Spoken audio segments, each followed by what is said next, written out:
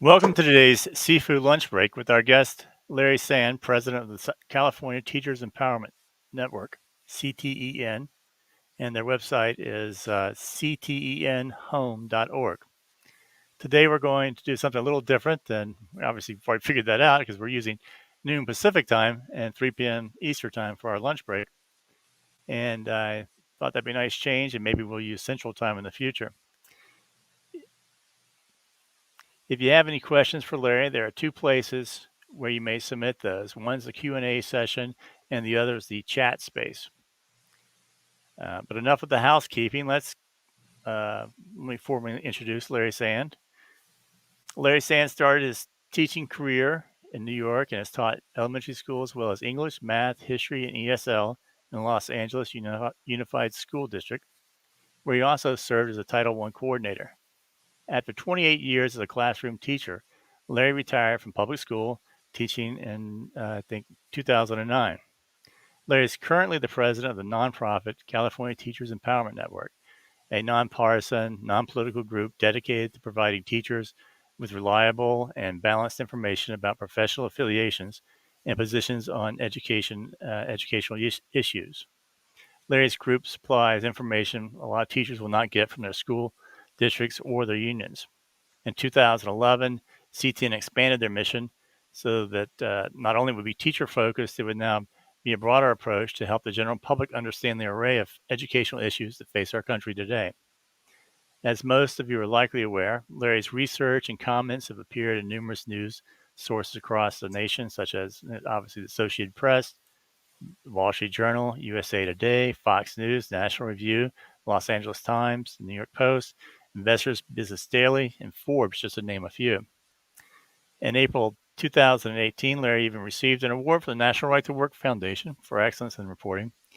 And I could go on, but to list all of Larry's accomplishments would take up our entire 30 minutes probably. So Larry, I'd like to welcome you to CEAFU, Concerned Educators Against Forced Unionism, CEAFU Lunch Break. Okay, well, thank you for having me, Don, and for all the kind words. Much appreciated. Okay.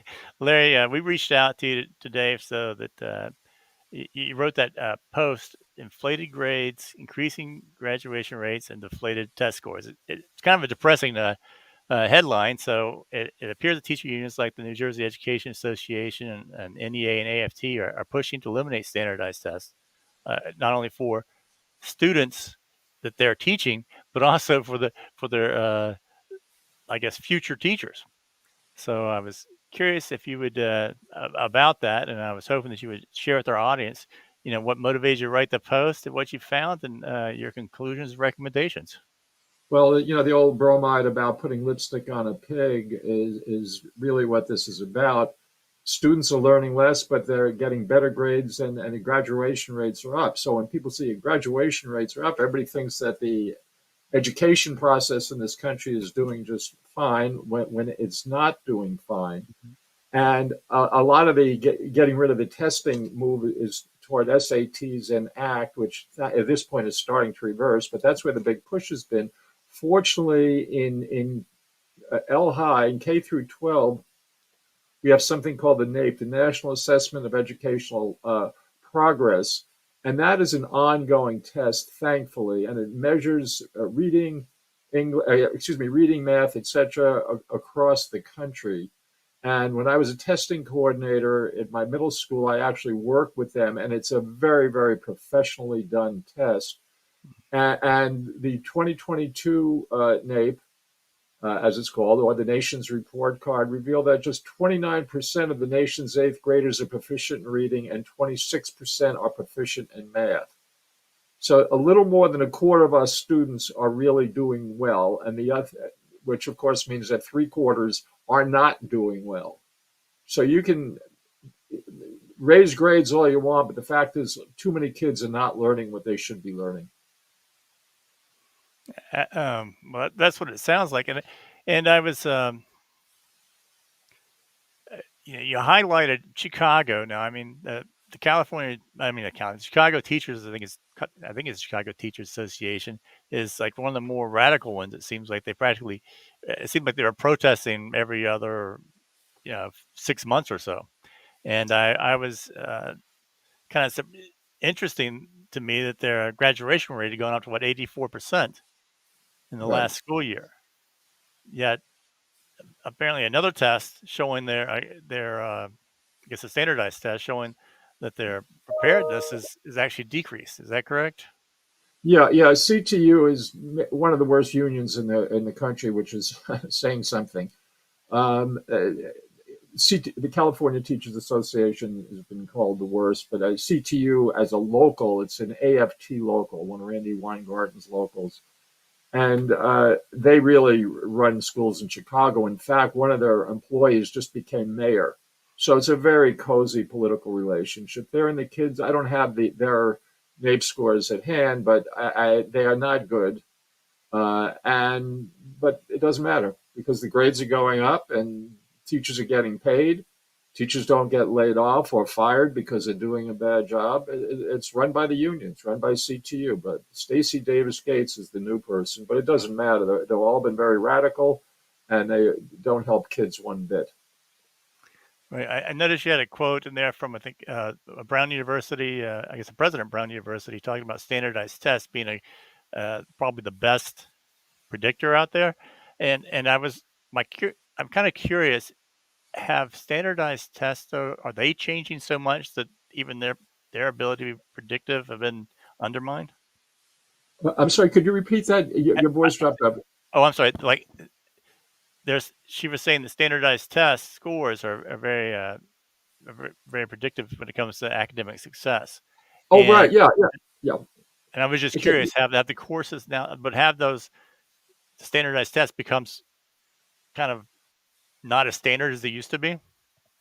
Well, the standardized tests were for a while being knocked off pretty much all over the country, but they're starting to come back now because people realize what's going on. And the unions on a college level don't have the clout that they have in K through 12. I mean, you have various, like here in California, you have the California Faculty Association. It's a powerful entity, but not like the CTA is, California Teachers Association, which is the K through 12 union. And so on that level, the tests are indeed coming back, and they are very predictive. Standardized tests are good things. I used to be the testing coordinator. And if it's done right and you don't cheat and you go by the rules, it really tells you a lot about what students are learning and not learning. And because a teacher in a classroom can give every kid an A, and the parents are going to be happy, the kids are happy, the teacher gets the principal out of his or her hair. But the reality is that all kids don't deserve A's, and these days very few kids do. And those that really deserve A's are getting screwed, frankly, because nobody knows that they're the smart ones because they think everybody's smart. Everybody gets a prize now. It's ridiculous. So I guess without the centers, without being standardized, then I guess you're having a. It's very difficult to I guess measure successes nationwide from one I guess maybe even from one county to another, but let alone one state to another. Is that or is you just is it an Yeah, I mean, experience or trial and error? look at medicine. We do tests on medicine. We do, and if hopefully if the tests are good, we get good drugs and we don't get the bad drugs because it's objective. Grading should be objective. If you know something, if you know a lot, you should get a good grade. If you don't know a lot, you shouldn't. But obviously, when you're talking about teachers grading, we don't have that standard for them. So this is why the standardized test is so important. Uh, and it also seems to me though that if you were a teacher, you would want standardized tests. So you're teaching to a test that's I guess common across the board versus um, something that's different. Well, that's a very good point, Don. Yeah, I think good teachers and fair teachers certainly want an objective test because they want to know what kind of job they're doing. They want to know what the kids are learning. They want to find the kids who aren't learning and help them. But frankly, if you're a grifter and you just want your paycheck and you really don't give a rat's whatever about your kids, yeah, we'll just give them all good grades and everybody's happy and I'll go home and have a nice day. But shouldn't the NEA and the AFT try to look for that standardization across? I mean, wouldn't they benefit their members to have a standardization as well? Well, if you have that kind of standardization, then you have good teachers and bad teachers. And we have in this country what's called a widget effect with teachers. It doesn't matter. All teachers start in a certain school district, get paid the same. And then after 5 years, the good ones and the bad ones are still getting the same. And this is same pay. And this is what the union, one of the horrible things that the union does is standardize pay. In the private world, if you do a good job, you get more money. If you do a not so good job, you get less money. You do a bad job, you get fired. No, teachers don't get fired. I mean, maybe if you're a pedophile or you or another kind of criminal, you might get fired. But bad teachers do not get fired. Period. Well, the I should say where the union holds sway. And in private school, they do. You don't do a good job, you're out. But in our public education system, which is run by the teachers' unions, if you do a bad job, doesn't matter. You still get paid. You still get your pension. You still get your health insurance. Nothing changes except your kids stop learning. well, how can parents and who would be, I think, the most interested in fixing this problem, and teachers that want to fix the problem, what would be the best solutions that they could push for? Well, what parents need to do at this point is to fight for school choice because unfortunately, you're not going to get rid of the unions. Let me just back up a second. I'm basically an abolitionist. I don't think the government should ever have been involved in education in the first place, but good luck getting them out. And God knows the unions, no public employee unions should not have ever been allowed to exist. And they weren't until fairly recently. But anyway, um, they're not going to go away. They're not going to lose much power. What teachers can do is stop joining and give them less money, which means less power, which means fewer legislators doing their bidding.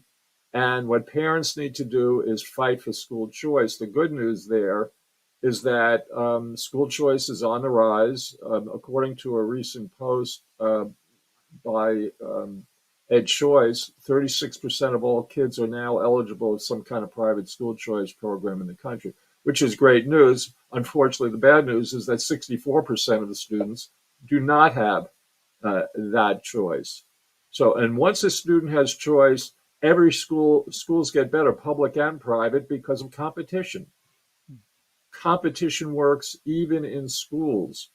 Um, we used to talk, remember the phone company? It used to be a monopoly, and the phones Right. weren't very good, and they were very expensive, and the service wasn't good. And then all of a sudden, we had competition. The phones got better, the service got better, it got cheaper.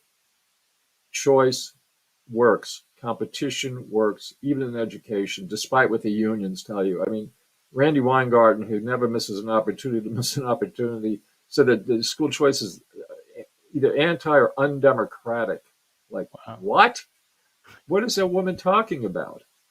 I mean, this is the unions don't like it because it will, sets up competition for them. I mean, I understand it in a way. If you're a monopolist, you don't want competition. But for the rest of us, we need competition.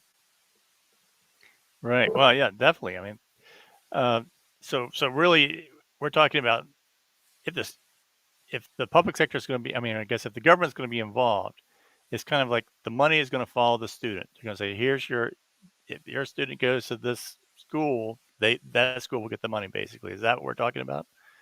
Yeah, I mean, why should it go? Why shouldn't a parent have a choice? When Well, a parent wants to buy food for their kid, they don't go to the government market down the street. They go to the supermarket. If that supermarket has bad vegetables and rotting meat, that parent will buy their kid food somewhere else.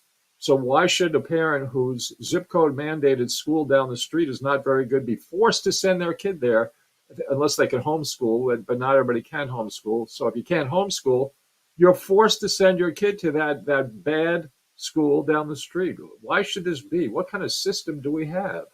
So we must demand choice. Unfortunately, choice is on the uptick, but it's a state by state fight. It's a slog. It's happening. I mean, COVID, when the union mandated shutdowns went into effect, mm, that really gave school choice a push. And now with all the crazy sex stuff that's being taught and critical race theory and whatever, parents are really waking up now. So that's a good thing.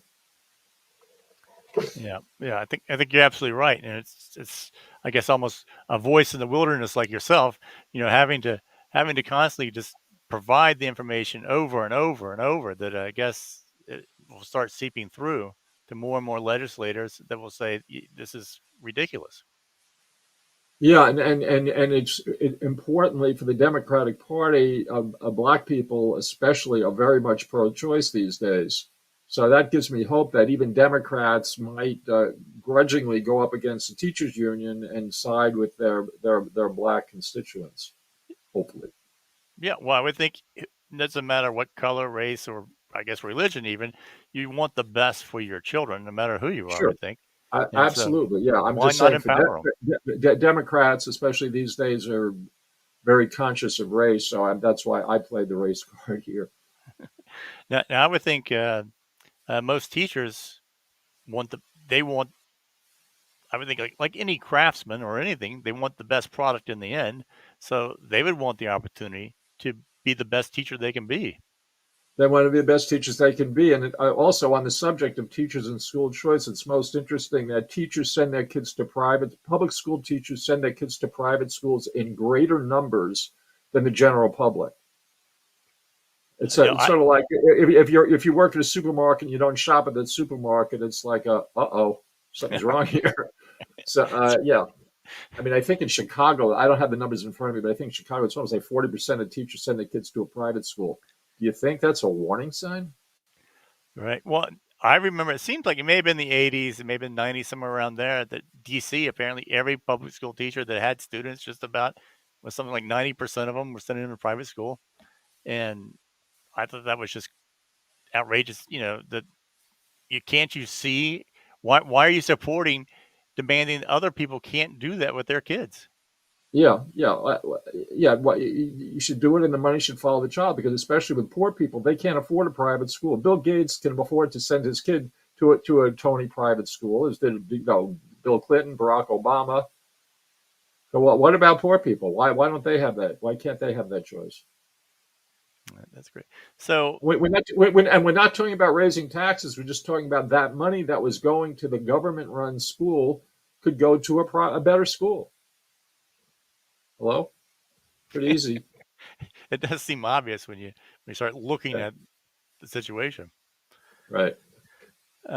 When teachers contact you, like, and I don't know, maybe want to vent for one thing, but also maybe they want to talk about the NEA or the AFT, and what are their usual concerns when they reach out for your help?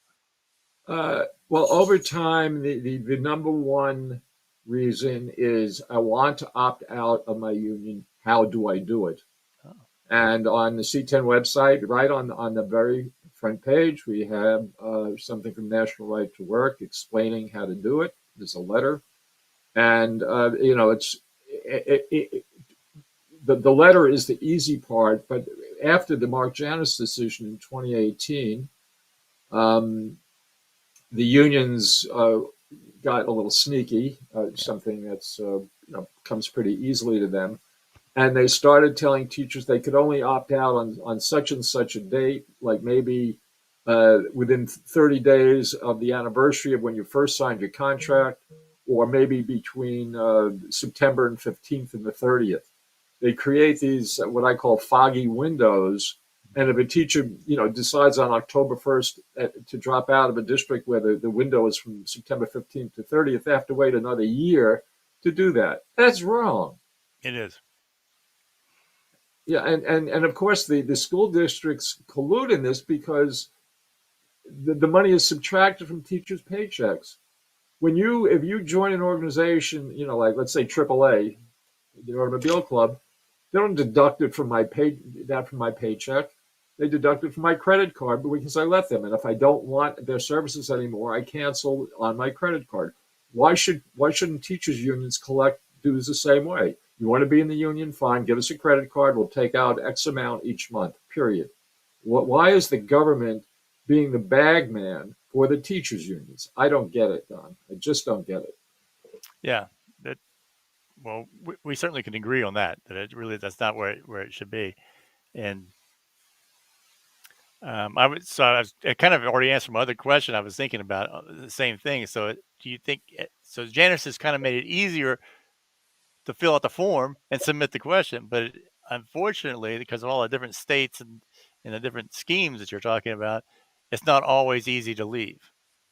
It's not always easy, and also teachers. Not all teachers are really dying to get out. Right. Most teachers want to be in the union, or they're afraid to leave the union, or they're afraid of what their coworkers think because they leave the union. Let me say this about education in this country, and I know I'm probably going to lose a few friends over this, but teaching is a very safe job. Public school teaching is a very safe job in this country, which is to say, not an easy job, but it's safe. You basically can't get fired. So, who's going to go into a job like that? Passive teachers, aggressive teachers, teachers who are entrepreneurs don't want to become public school teachers. They might become private school teachers, teaching in charter school, might start a homeschool co-op. This is what the entrepreneurs do. The passive teachers go into a public school and act passively. And they're told that the union insists basically you have to belong to us, or you're going to lose your liability insurance, and you're going to accuse of child abuse, this, that, and the other. So somebody who's right out of college, okay, sure, yeah, I'll sign up. Show me the dotted line. Yeah. Um, so, and according to Jared Scarp from he's in Michigan at the Mackinac Center. He said that recently wrote that 215,000 teachers have left the NEA since 2018. Now that's a lot. If he's right, assuming his numbers are right, it's about 8% out, which is good news. But that also means that 92% of the teachers are still in, and that's Right. just not acceptable. Right. Well, I mean, you hear from teachers are like, well, what it first started, I just got my job. I don't want to irritate anybody. Yeah, So, until I get tenure, I didn't want to do it. And then yeah. and if you don't do it, I guess sometime after the tenure, then you start thinking, I don't know what you're thinking. I guess you just don't want the hassle, like you were saying. It's not worth it. You want your raises. You want to make sure everything's going the same way. You just don't want the conflict, I guess, with your, I guess, newfound Right. friends Yeah. or Yeah. coworkers.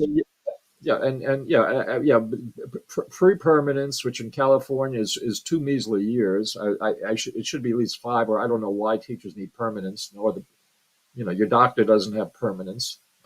Why should your kids teacher have permanence? Permanent Right. status. It's ridiculous. And in California, it's just 2 years. So if you don't screw up regally in 2 years, you have a job for life if you want it. And yeah, and then and then in the unions, do a good sales job. They convince you that you need them, and as I said, you're going to lose this insurance and that insurance, and you better stay with us or else. And too many teachers just buy into it. Oh, that's interesting. I didn't realize they. I thought the public schools actually provided the insurance. I didn't realize teachers did. Well, there is And some, unions. but the more extensively, I'm sorry, maybe I should have clarified that. The liability insurance, Oh, I know. which is what the unions say. So if if a kid accuses you of God knows what, they have liability insurance. But what they don't tell you is you can join a non-union group like the Association of American Educators, and they have better liability insurance, and only costs you about $200 a year as opposed to over 1,000, which the unions charge. Because as you well know, Don, we have a unified uh, union structure in this country. There are no, well, there are almost no independent unions. When you join your local, you're also joining the CTA or whatever the state is, and then you're also joining the NEA or the AFT on a national level. And most of your money goes to them, to the state and national affiliate, and they spend that money on politics, not on looking out for your rear end, so to speak, but they spend it on politics, and it's almost all left wing politics, I might add. Now, so there's no way to say I'm just going to pay my state or my local dues. I always have to pay all of them. Yeah, I mean there are isolated cases of LOTUs, local only teacher unions, but most teachers, I mean I don't know the percentage, but it's got to be in the high 90s. belong. They have a unified dues structure where you pay money to your local, state, and national affiliates. And from what I've seen from like LM2 reports and stuff, it seems to me that the national affiliate gets the biggest share of it. No, actually, the state gets the biggest Well, they share. get the state, but the state also is funding the, I guess, the UNISERV, which is actually a nationally run. To me, Well, my yeah. Well, yeah, the state, yeah, it gets right. funneled up, but just basically, I don't know I don't have the latest, but basically about 200 goes to the NEA. I know in California about seven and change goes to CTA, and maybe Wow. 200 goes to your local. So the average these days is probably about $1,100. But as I say, almost all of it goes to the state and local. Oh, yeah. And of course, but as you point out, yeah, the CTA spends money on the state, and also vice versa. I mean, if CTA is trying to get rid of a school choice program, and they need money, they'll just knock on Big Daddy's door in D.C. and get the money from NEA. Right. I mean, they've even will bring teachers from other states to come in to lobby for them. Yeah, they'll do what they can. I mean, I will say they are very shrewd political operatives. There's no they're good at that. I don't know if I can say anything else good about them. They're very good politically. They know how to do it, and they usually get their way. Unfortunately. Well, that is very unfortunate, and it's almost been a half an hour, so I would like to go ahead and I guess thank you for your time, Larry, today. Yeah, well, And thank you. I appreciate being here. Anytime, you know where to find me. well, I appreciate that, and I hope that we'll be able to have you here many more times in the future. You're doing, I mean, so many. You're exposing so many different things I never thought about before, almost on a monthly basis, not weekly. It's amazing, and so we certainly love to have you back. And if you have any Okay. questions for Larry, you can submit those obviously here if you want to, but obviously he has a website at the California Teachers Empowerment Network, CTEN, and that is ctnhome.org. Or you can directly send it to him at, let me actually put this up on the screen for you. I'm going to flip that over here. Let's see. There we go. So you'll get, so his email address is LSAND, that's lsand at ctnhome.org. And That's I it. hope you'll join us again. I hope you'll join us also too, Uh, Larry, at